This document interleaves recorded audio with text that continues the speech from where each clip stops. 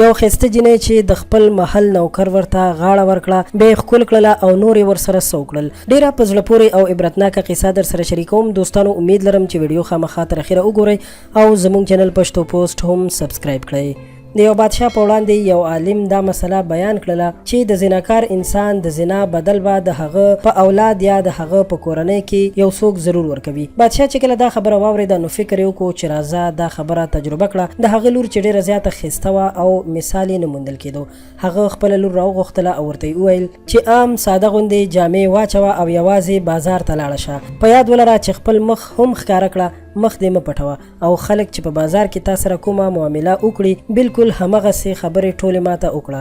شهزادګۍ چې کله دا خبرې واورېدلې نو همغسې یې وکړل او د بازار اړخ ته ووتله.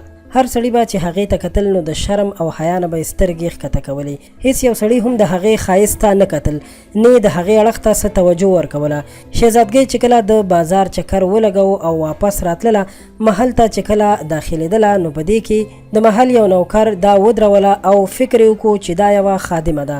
دې ته یې غاړه ورکړله، ښکلې کړله او له هغه ځای نه روان شو. شهزادګۍ چې کله محل ته راغلله نو خپل پلار ته یې ټوله قصه وکړه چې په بازار کې خو راته هیچا هم ونه کتل، خو چې کله محل ته رانږدې شوم نو دغسې کار راسره وشو. بادشاه چې کله دا خبر واورېده نو په ژړا شو او ویې ویل چې ما ټول عمر د پردو ښځو نه سترګې ښکته کړي دي او هېڅکله مې هم چاته په بد نظر نه دي کتلي. البته یو غلطي رانه شوې ده چې همدغسې مې یو غیر محرمه ښځه ځان ته رانږدې کړې وه او هغه مې ښکله کړې وه. ما سره هم هغه وشول څه چې ما کړي وو. دوستانو د دې واقعې نه موږ دا عبرت او درس اخیستلی شو چې که موږ دغسې ناروا کار یا زنا او یا بله غلطي وکړو نو د هغې بدله به زموږ په اولاد او یا زموږ په کورنۍ کې څوک ورکوي.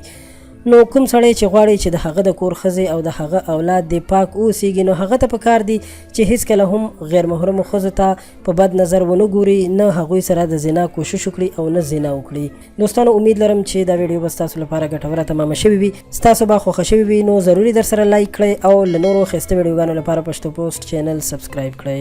ډېره ډېره مننه.